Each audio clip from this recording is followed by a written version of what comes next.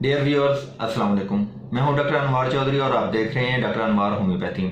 दोस्तों, हम theory of एक्यूट्स को डिस्कस कर रहे हैं आप लोगों के साथ आपकी प्रैक्टिस को चार चांद लगाने के लिए, और इसी हवाले से एक्यूट प्रेस्क्राइबिंग के हवाले से आज का हमारा टॉपिक है गोल्डन रूल्स ऑफ एक्यूट प्रेस्क्राइबिंग। और इसमें सबसे पहला जो रूल है वो है बी अ मिनिमम प्रेस्क्राइबर, यानी कि कम से कम दवा देने वाले मुआलिज बनिए। डियर होम्योपैथ, याद रखिए, एक अच्छा होम्योपैथिक मुआलिज वो है जो कम से कम दवा तजवीज़ करता है। अगर आप एक कामयाब और शानदार होम्योपैथ बनना चाहते हैं, अगर आप एक काबिल और मारूफ होम्योपैथ बनना चाहते हैं, तो याद रखिए कि दवा का इस्तेमाल कम से कम करवाइए। मार्केट में हज़ारों की तादाद में मटेरिया मेडिका, फिलासफी और ऑर्गेनिन के ऊपर कुतुब मौजूद हैं, लेकिन उनमें से कोई भी किताब आपको ये गाइड नहीं करती कि कब दवा देनी चाहिए और कब दवा नहीं देनी चाहिए। डॉक्टर प्राफुल के मुताबिक उनकी 30 साला एक्यूट प्रैक्टिस का निचोड़ ये रूल है, जिसका मतलब है कि आप मरीज को समझें, मरीज के इम्यून रेस्पॉन्स को समझें और उसके बाद डिसाइड करें कि कब दवा देनी है, कब नहीं देनी, कितनी मिकदार में दवा देनी है, कितनी नहीं देनी। एक केस से वजाहत करते हैं। डॉक्टर प्राफुल के मुताबिक उनके पास एक पेशेंट आया और उसने शिकायत की कि 3 रोज से उसको असहाल लगे हुए हैं, तो उसके इलाज के लिए आया। डॉक्टर साहब का पहला सवाल था कि आप 2 दिन पहले क्यों नहीं आए मुझसे मेरे पास, क्योंकि आज तीसरा दिन है। तो मरीज का जवाब था कि डॉक्टर साहब 25 से 30 असहाल रोजाना आ रहे थे, असहाल को ऊपर कंट्रोल करना मुश्किल था और कुछ भी जो ही मैं खाता था फौरी तौर पे मुझे वॉशरूम के लिए भागना पड़ता था, कंट्रोल बिल्कुल नहीं था, जिसके नतीजे में मैं आपके पास ना आ सका, क्योंकि आपके पास बैठने के लिए वेट करना पड़ता और असहाल को रोकना नामुमकिन सी बात थी, तो इसलिए मैं नहीं आया। दूसरा सवाल डॉक्टर साहब ने जो किया वो ये था कि फिर आज क्यों आए हो। उसने कहा जी रात को गहरी नींद सोया हूँ और आज सुबह से असहाल की मिकदार भी कम हो गई है। सुबह से अब तक मैंने सिर्फ 3 पखाने किए हैं और आज कुछ खाने पीने को भी दिल चाहा है, तो जिस्म में कोई ताकत आई है, इसलिए मैं आपके पास इलाज के लिए आ गया। डॉक्टर साहब का तीसरा सवाल ये था कि क्या आपने ज़बरदस्ती कुछ खाया पिया या आपको वाकई भूख लगी। तो मरीज का जवाब ये था कि नहीं जनाब, आज मुझे वाकई खाने की तलब महसूस हुई और मैंने कुछ खाया। तो दोस्तों, अब इस कन्वर्सेशन के नतीजे में केस को समझने की कोशिश करें। देखिए, जब मरीज के फिजिकल और मेंटल जर्नल्स इंप्रूव हो रहे हैं तो इसका मतलब है कि हमें मुदाखलत करने की ज़रूरत नहीं। आइए इसको मज़ीद एक्सप्लेन करते हैं। मरीज ने कहा कि पहले 2 दिन असहाल बहुत ज़्यादा थे, कंट्रोल नहीं हो रहा था। इसका मतलब है कि मरीज के खुराक के ज़रिए कुछ ना कुछ ऐसी जहरीली चीज़ उसके अंदर चली गई, जिसके नतीजे में उसका इम्यून सिस्टम हाइपर एक्टिव हुआ और उसने जिस्म को फासद मादों से निकालना शुरू कर दिया।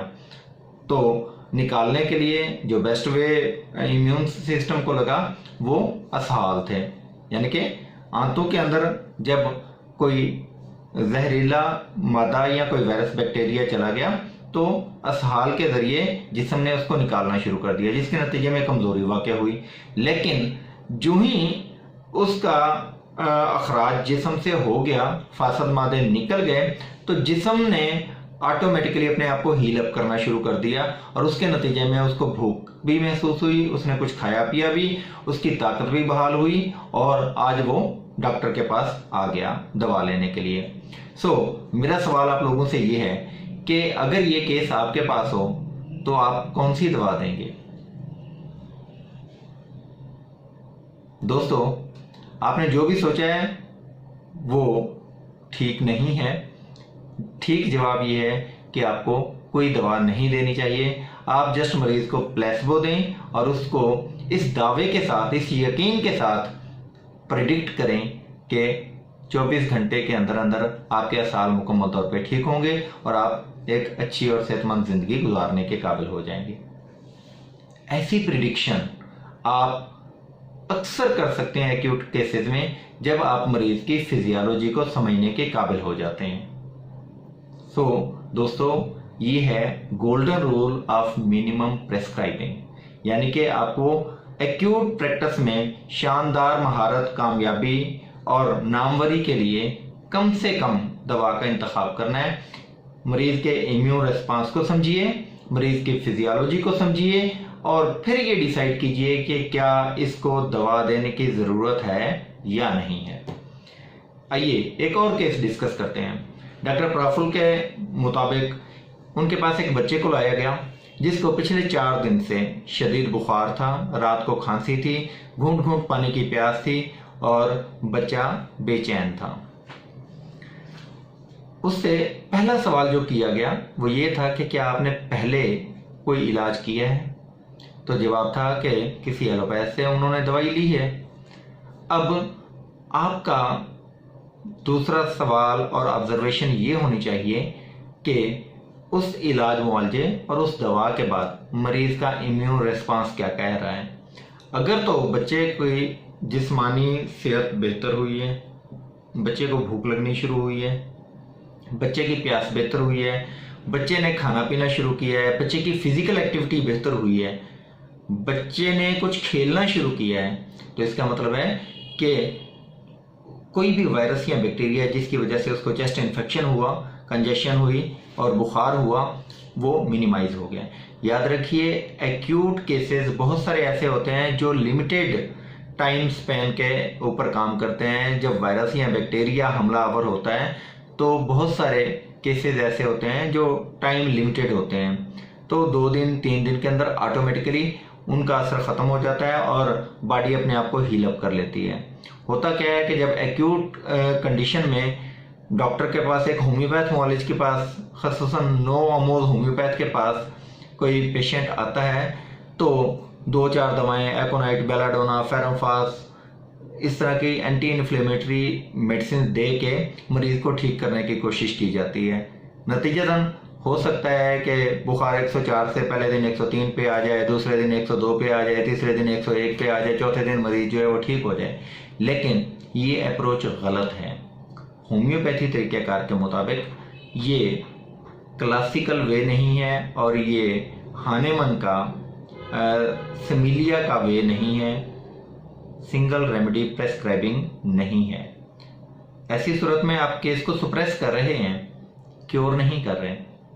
तो आपने ये देखना है कि जब आपके पास एक्यूट कंडीशन में कोई भी मरीज आता है तो आपको उसके इम्यून रिस्पांस को अंडरस्टैंड करना है और ये डिसाइड करना है कि आपको मुदाखलत करनी चाहिए या नहीं।